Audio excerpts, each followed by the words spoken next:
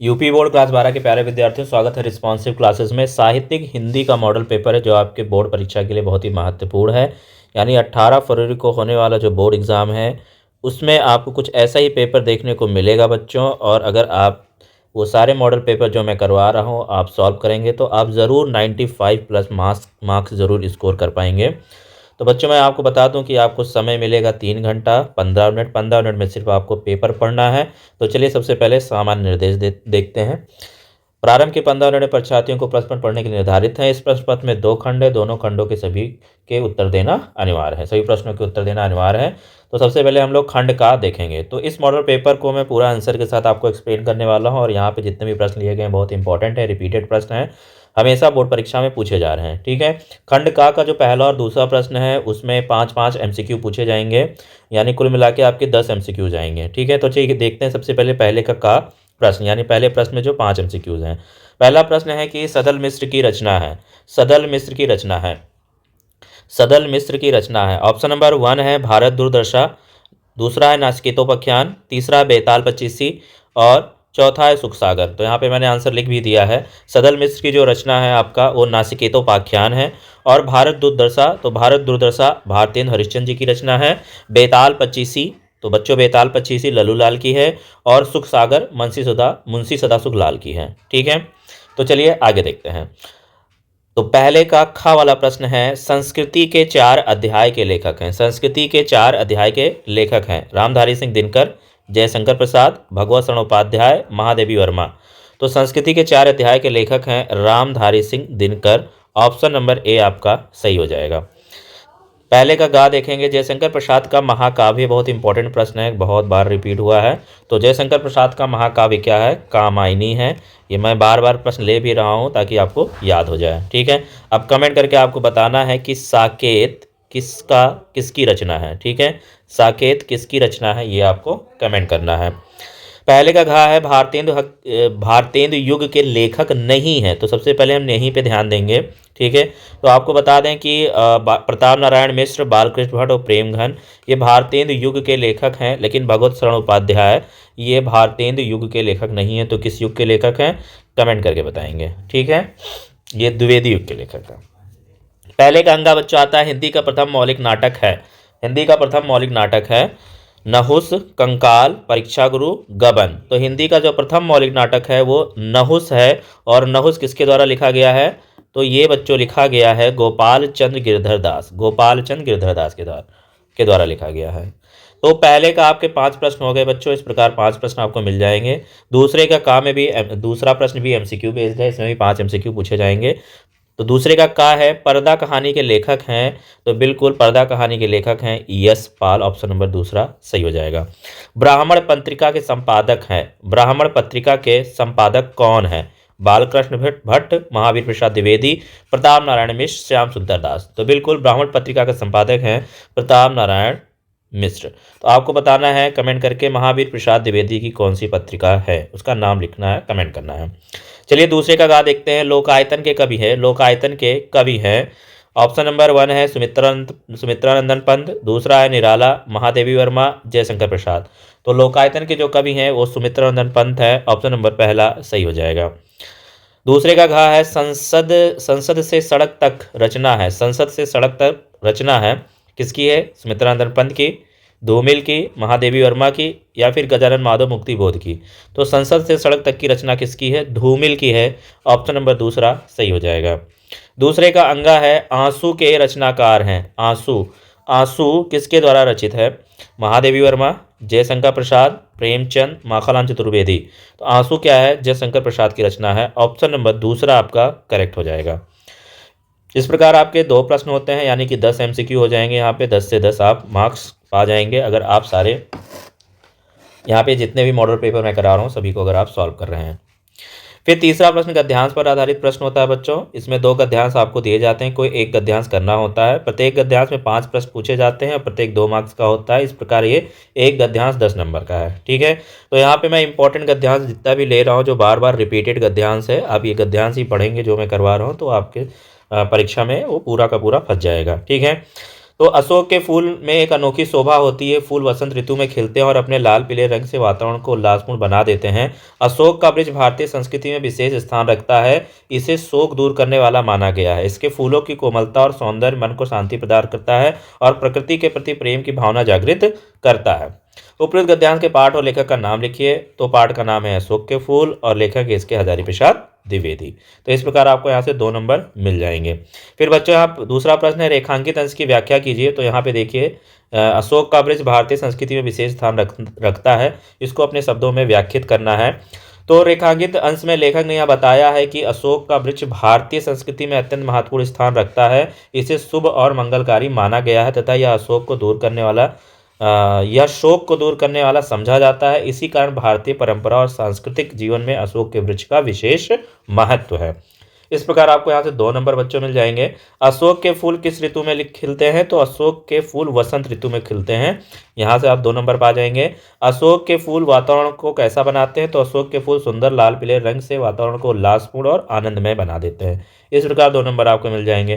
5वां प्रश्न है, प्रस्तुत गद्यांश में लेखक ने किस भावना को व्यक्त किया है? तो लेखक ने इस गद्यांश में प्रकृति प्रेम और भारतीय सांस्कृतिक मूल्यों की भावना को व्यक्त किया। इस प्रकार आपको 2 नंबर मिल जाएंगे, यानी 10 में 10 नंबर आपको यहाँ से प्राप्त हो जाएंगे। फिर अगर आपको ऊपर वाला गद्यांश अच्छे से नहीं आता तो आप दूसरा वाला कर सकते हैं। कोई एक ही करना है, लेकिन जिसका आपको बहुत अच्छे से आता हो वही आप ट्राई करेंगे, वही आप चूज करेंगे, अटेम्प्ट करेंगे। तो दूसरा जो गद्यांश है बच्चों, राष्ट्र केवल भूमि का टुकड़ा नहीं होता बल्कि एक जीवंत चेतना है। उसमें रहने वाले लोगों की भाषा, संस्कृति, परंपराएं और भावनाएं मिलकर राष्ट्र को स्वरूप प्रदान करती हैं। राष्ट्र की आत्मा उसके नागरिकों की एकता, त्याग और सहयोग की भावना में निवास करती है। जब लोग संकीर्ण स्वार्थ से ऊपर उठकर समष्टि के हित के लिए कार्य करते हैं तभी राष्ट्र सुदृढ़ और महान बनता है। ठीक है, तो ये पढ़कर अब देखिए, राष्ट्र का शब्द आया, इसका मतलब भी किस पाठ से लिया गया होगा? राष्ट्र का स्वरूप पाठ से लिया गया होगा। ठीक है, तो पहला प्रश्न आपका वही है, प्रस्तुत गद्यांश के पाठ और लेखक का नाम बताना है। तो पाठ का नाम है बच्चों राष्ट्र का स्वरूप और लेखक है इसके वासुदेव अग्रवाल।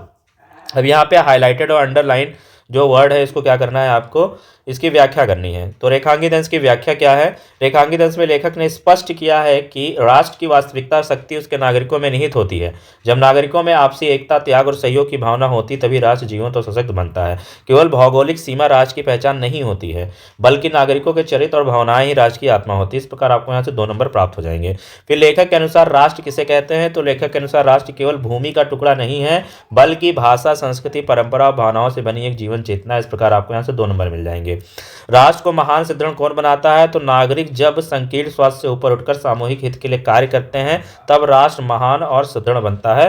तो यहाँ से इस प्रकार आपको 2 नंबर मिल जाएंगे। प्रस्तुत गद्यांश में लेखक ने राष्ट्र के किस स्वरूप पर प्रकाश डाला है? तो लेखक ने राष्ट्र के आध्यात्मिक सांस्कृतिक स्वरूप पर प्रकाश डाला है जिसमें नागरिकों की एकता और नैतिक मूल्य प्रमुख है। तो इस प्रकार आपके यहाँ से 2 नंबर प्राप्त हो जाएंगे। फिर निम्नलिखित पद्यांश पर आधारित प्रश्नों के उत्तर लिखिए। तो यहाँ पे देखिए, अब जैसे गद्यांश में आपके दो गद्यांश पूछे गए थे कि एक गद्यांश आपको अटेंड करना था, 10 नंबर का था। सेम ऐसे ही आपका पद्यांश आता है, 2 पद्यांश पूछे जाएंगे। इसमें भी आपके प्रत्येक पद्यांश में 5 क्वेश्चन होंगे, 2 नंबर के होंगे, तो 10 नंबर का ये भी हो जाएगा। लेकिन जो आपको अच्छे से आएगा वही पद्यांश आप अटेंड करना है। तो भाई यहाँ पे पद्यांश लिखा हुआ है, मैं नीर भरी दुख की बदली स्पंदन में चिर निर्वता, पल पल में आकुल पीड़ा है, क्षण क्षण में करुण कथा है, जो पीड़ा मेरी अंतर में है वह जग से आज अनकही है। उपयुक्त पद्यांश के पाठ और कवित्री का नाम लिखना है। तो पाठ का नाम है मैं नीर भरी दुख की बदली, कवित्री है महादेवी वर्मा। रेखांकित अंश की व्याख्या कीजिए। तो रेखांकित अंश में कवित्री ने स्वयं को दुखों से भरी हुई बादल के रूप में बताया है। उनके जीवन में करुणा, वेदना और पीड़ा निरंतर बनी हुई है। यह पंक्ति कवित्री के संवेदनशील और अंतर्मुखी स्वभाव को व्यक्त करती है। कवित्री के जीवन में किस प्रकार की भावना व्याप्त है? तो कवित्री के जीवन में करुणा, दुख और आत्म पीड़ा की भावना व्याप्त है। यहाँ से भी आपको 2 नंबर मिल जाएंगे। फिर कवित्री अपनी पीड़ा को जग में क्यों नहीं कह सकती है? तो कवित्री की पीड़ा गहरी और व्यक्तिगत है, इसलिए उसे जग से व्यक्त नहीं कर पाती है। फिर है, प्रस्तुत पद्यांश में कौन सी रसात्मक भावना व्यक्त हुई है? तो प्रस्तुत पद्यांश में करुण रस की भावना व्यक्त हुई है। इस प्रकार आपको 2 नंबर यानी 10 में 10 यहाँ आपको प्राप्त हो जाएंगे। फिर अथवा में बच्चों है, अगर आपको ऊपर का पद्यांश नहीं आता है तो आप दूसरा वाला ट्राई कर सकते हैं, यानी दूसरा वाला अटेंड कर सकते हैं। आए हो सिखावन को जोग मथुरा ते तोपे, लेकिन सारे भी पद्यांश जो लिए हैं बहुत ही मोस्ट इंपॉर्टेंट है। ठीक है, आए हो सिखावन को जोग मथुरा ते तोपे, ऊधो ये वियोग के बचन बतराओ ना, कहे रत्नाकर दया करे दरस दीनो, दुख दरिबों को तोपे अधिक बढ़ाओ ना। टूक टूक है मन मुकुर हमारो हाय, चूक कठोर नैन पाहन चलाओ ना, एक मनमोहन तो बच के उजारियो मोहि, हे में अनेक मनमोहन बसाओ ना। तो ये पद्यांश है, ठीक है। ऊपरी पद्यांश के पाठ और रचयिता का नाम बताना है बच्चों। तो पाठ का नाम है उद्धव प्रसंग और कवि हैं इसके जगन्नाथ दास रत्नाकर। ये आप लिखेंगे, यहाँ से आपको 2 नंबर मिल जाएंगे। रेखांकित अंश की व्याख्या कीजिए। तो गोपियां लजाती हैं, यहाँ पे देखिए जो रेखांकित अंश दोस्त आया है इसकी व्याख्या लिखनी है। तो रेखांकित अंश की व्याख्या क्या है? गोपियां लजाती हैं कि हे उद्धव, आप वियोग की बातें करके हमारे दुख को और अधिक मत बढ़ाओ, ऐसा करने से हमारा मन रूपी दर्पण टुकड़े टुकड़े हो जाएंगे, इसलिए भूल से कठोर वचन रूपी पत्थर मत चलाइए। श्री कृष्ण ने मथुरा से किसे संदेश देने के लिए भेजा है? तो श्री कृष्ण ने मथुरा से उद्धव को संदेश देने के लिए भेजा है। गोपियां उद्धव से मन रूपी दर्पण के बारे में क्या कहती हैं? तो गोपियां उद्धव से मन रूपी दर्पण के बारे में कहती हैं कि हे उद्धव, हम गोपियों के मन रूपी दर्पण टुकड़े टुकड़े हो जाएगा, इसलिए आप कठोर वचन रूपी पत्थर ना चलाइए। बैन पाहन शब्द का क्या अर्थ है? तो बैन पाहन शब्द का अर्थ है वचन रूपी पत्थर। फिर बच्चों यहाँ पे आपका चौथा प्रश्न खत्म हो जाएगा, यहाँ से 10 में 10 नंबर आपको मिल जाएंगे। पांचवा प्रश्न जो है आपका वो जीवन परिचय है। जीवन परिचय आपको बताना है। तो मैं आपको बताया था कि आप ये 3 जीवन परिचय आप जरूर याद कर लीजिए। पिछले वाले मॉडल पेपर में मैंने वासुदेव शरण अग्रवाल का लिखा था जीवन परिचय, यहाँ पे मैं हजारी प्रसाद द्विवेदी का लिख रहा हूँ। सॉरी, उसमें हजारी प्रसाद द्विवेदी लिखा था, यहाँ वासुदेव। तो दोनों ही इंपॉर्टेंट है। यहाँ पे 5 नंबर का आपका लेखक का जीवन परिचय देते हुए भाषा शैली प्रकाश डालना है। एक लेखक का और एक कवि का आता है, यानी कुल मिला के 10 नंबर की जीवनी आती है। तो देखिए यहाँ पे मैं जो ले रहा हूँ वासुदेव शरण अग्रवाल का ले रहा हूँ। इनका जन्म 1940 में उत्तर प्रदेश के प्रयाग इलाहाबाद में हुआ था। इनके पिता का नाम रामशरण अग्रवाल था। वासुदेव शरण अग्रवाल बचपन से अत्यंत मेधावी थे। इन्होंने हिंदी, संस्कृत, प्राचीन भारतीय इतिहास, संस्कृत का गहन ये काशी हिंदी विश्वविद्यालय तथा प्रयाग विश्वविद्यालय से जुड़े रहे। उच्च शिक्षा प्राप्त की, ये पूरा है, कम शब्दों में लिख के इनकी सारी बातें लिख देनी है। साहित्यिक परिचय यहाँ पे लिखा हुआ है बच्चों, तो साहित्यिक परिचय आप इसको पढ़ लीजिए पॉज करके, एक बार मैं रीड कर दे रहा हूँ। वासुदेव शरण अग्रवाल हिंदी साहित्य के प्रख्यात निबंधकार, इतिहासकार, संस्कृतिवेदी, पुरातत्ववेत्ता। उनके साहित्य में भारतीय संस्कृति, राष्ट्रीय चेतना, मानवता दृष्टिकोण की स्पष्ट झलक मिलती है। उन्होंने भारतीय सभ्यता संस्कृति को वैज्ञानिक एवं तार्किक दृष्टि से प्रस्तुत किया, ठीक है। उनके निबंधों में विचार की गहराई, भाषा की प्रांजलता और भावों की गंभीरता दिखाई देती है। आधुनिक हिंदी गद्य साहित्य में उनका अत्यंत महत्वपूर्ण स्थान है। इनकी प्रमुख रचनाएं को देखा जाए तो निबंध संग्रह में है राष्ट्र का स्वरूप है इनकी, भारत की संस्कृति, सांस्कृतिक कहानी, भारत की सांस्कृतिक कहानी, पृथ्वीपुत्र, संस्कृति और जीवन, यह इनकी निबंध संग्रह है। इतिहास की बात करें तो भारत की बौद्धिकता, बौद्धिक परंपरा और भारतीय संस्कृति के मूल तत्व, ये इन्होंने इनके इतिहास लिखे गए हैं। फिर यहाँ पे देखिए कवि में, कवि का भी जीवन परिचय में लिखना है यहाँ पे। तो भारतेंदु हरिश्चंद्र, जयशंकर प्रसाद, महादेवी वर्मा, इंपॉर्टेंट है, तीनों तैयार कर लीजिएगा।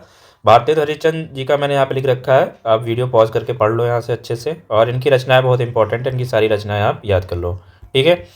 फिर यहाँ पे इनकी रचनाएं मैं पढ़ दे रहा हूँ एक बार।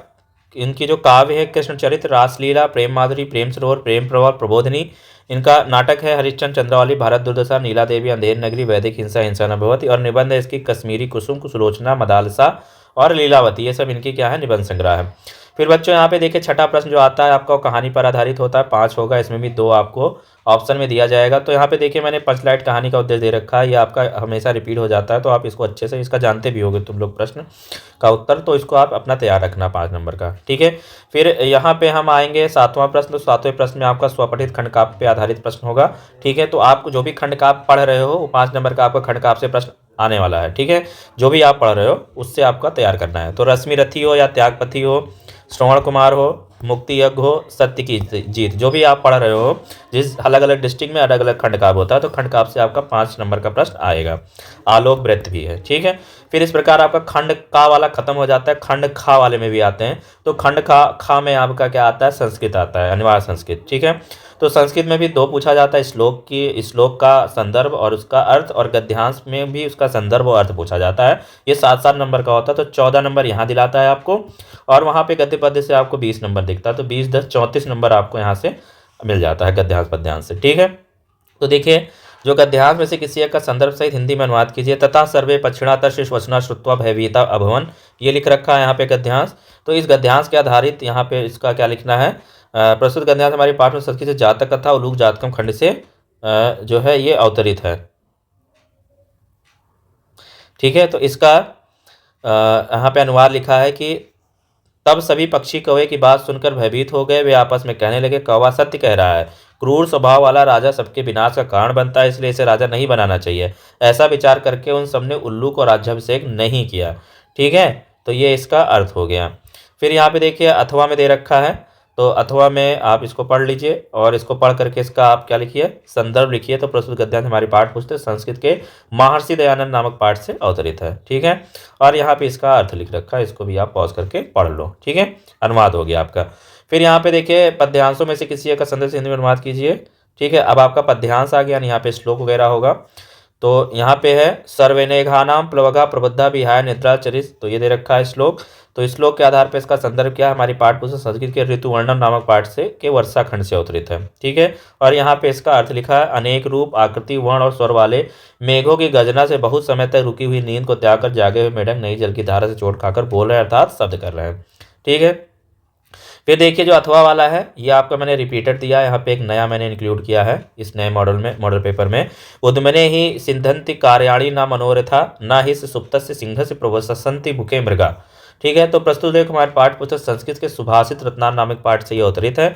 और यहाँ पे इसका अनुवाद मैंने दिया है, लिखा है, कार्य परिश्रम से ही सिद्ध होते हैं, कार्य परिश्रम से ही सिद्ध होते हैं, केवल इच्छाओं से नहीं, क्योंकि सोए हुए सिंह के मुंह में हिरण स्वयं नहीं आते, अर्थात सफलता के लिए परिश्रम आवश्यक है। इस प्रकार आपको यहाँ से 7 नंबर मिल जाएगा बच्चों। फिर आपको प्रश्न उत्तर आता है, तो एक प्रश्न आपका आता है 2 मार्क्स का, तो आपको 2 ही अटेम्प्ट करने होते हैं, 4 दिए होते हैं। ठीक है, तो यहाँ पे मैंने इंपॉर्टेंट प्रश्न उत्तर दिए हैं जो आपके रिपीटेड हैं एग्जाम में। विद्यार्थीणाम काला कथम गच्छेत, विद्यार्थीणाम काला अध्ययनम लिखनम अभ्यासेन च गच्छति। महात्मा बुद्धा कथम निर्वाणम प्राप्तवान, तो महात्मा बुद्धा तपसा ध्यान योगेन च निर्वाण प्राप्तवान। भारत कदा स्वतंत्र अभवत, तो भारत 1947 तमे वर्षे अगस्त मासे स्वतंत्रता अभवत। सदाचार्य पालनात् के गुणा जयन्ते, सदाचार्य पालनात् सत्यम शीलम संयम विनयम इत्यादि गुणा जयन्ते। तो यहाँ पे आपको 4 नंबर मिल जाएंगे, लेकिन आपको करना 2 ही है, मैंने चारों के उत्तर लिख दिए। फिर आपका आता है बच्चों संयोग श्रृंगार और करुण रस की परिभाषा लिखकर उदाहरण दीजिए। तो रस छंद अलंकार से 2-2 नंबर का आता है। ठीक है, तो यहाँ पे आपको करुण रस का मैंने अपने मॉडल पेपर में करा रखा है परिभाषा, आप जाके देखो, वहाँ पे आपको मिल जाएगा। ठीक है, और अगर आप कमेंट करेंगे तो मैं रस छंद अलंकार जो भी आपके रिपीट हो रहा है हर बार में, उसका मैं प्रश्न उत्तर आपको, या उसका मैं डिफिनेशन और उसका उदाहरण सहित मैं आपको एक्सप्लेन कर दूंगा। ठीक है, फिर रूपक अलंकार की परिभाषा, तो जब उपमेय और उपमान में इतना घनिष्ठ संबंध साम्य दिखाया जाए कि उपमेय को उपमान मान लिया जाए, तो वहाँ पे क्या होता है, रूपक अलंकार होता है। जैसे उसका मुख चंद्रमा है। स्पष्टीकरण की बात करें तो यहाँ मुख को सीधे चंद्रमा कहा गया, इसलिए यहाँ रूपक अलंकार है। फिर आपका चौपाई और हर गीत का छंद से, तो 2 नंबर का यहाँ से प्रश्न आएगा। फिर आपका निबंध आएगा, निबंध हम आपका करवाएंगे। ठीक है, फिर आपका देखिए 12 का जो आ रहा है, यहाँ से आपकी अनिवार्य संस्कृत की ग्रामर स्टार्ट होती है। विद्यालय का संधि विच्छेद है, तो इसका उत्तर हो जाएगा विद्या प्लस आलय, ऑप्शन नंबर ए सही हो जाएगा। देवर्षि का संधि विच्छेद क्या होगा, तो देव प्लस ऋषिया, इसका भी आ वाला हो जाएगा। महर्षि का संधि विच्छेद का होगा, तो महा प्लस ऋषि, इसका भी आ वाला हो जाएगा। फिर खा वाला है, यथाशक्ति में समान है, समास है, यथाशक्ति में समास है।